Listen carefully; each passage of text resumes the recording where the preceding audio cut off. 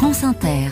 L'histoire du monde, Anthony Bélanger, un président qui démissionne, des enquêtes de corruption. Mais que se passe-t-il au Vietnam ? Eh bien, pour tout vous dire, il se passe exactement cela. Le président Nguyen Xuan Phuc a présenté hier sa démission devant l'accumulation d'enquêtes de corruption qui commençaient dangereusement à se rapprocher de lui. Des rumeurs habituellement orchestrées citaient même son épouse. Rien d'étonnant en soi. Le président vietnamien n'est que le dernier à tomber d'une furieuse campagne contre la corruption dont la fournaise infernale, je cite, c'est son nom officiel, est en train d'engloutir des centaines de personnalités depuis un an. Elle a déjà emporté 70 officiels de haut rang, dont 5 ministres en exercice et 5 anciens ministres. Elle a pris une nouvelle ampleur depuis le 5 juillet, avec la destitution...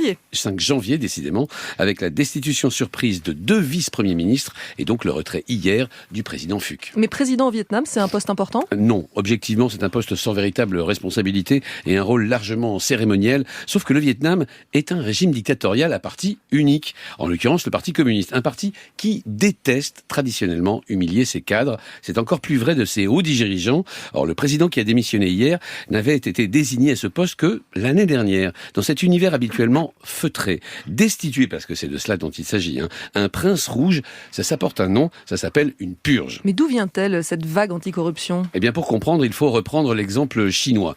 En arrivant au pouvoir en 2012, Xi Jinping a déchaîné la lutte contre la corruption, une campagne dite cette fois-ci des tigres et des mouches, pour expliquer qu'elle visait tous les niveaux de responsabilité. C'était avant tout une reprise en main violente de l'appareil du parti, tout en restant sur un thème populaire et populiste, lutter contre la corruption des élites. On connaît ça. Résultat, le président Xi vient d'obtenir un 3e mandat absolument inédit dans l'histoire récente de la Chine. Le parallèle est pour le coup saisissant avec le voisin vietnamien. L'actuel secrétaire général du parti, s'appelle Nguyen Phu Trong, vient lui aussi d'obtenir un 3e mandat de 5 ans.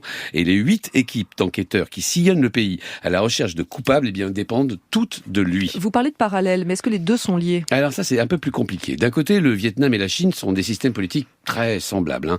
Mais de l'autre, ils se sont fait la guerre aussi tardivement qu'en 1978 et 1979. Le Vietnam a d'ailleurs spectaculairement rossé la Chine. Du coup, les Vietnamiens se méfient et veulent être prêts face à un durcissement militaire chinois.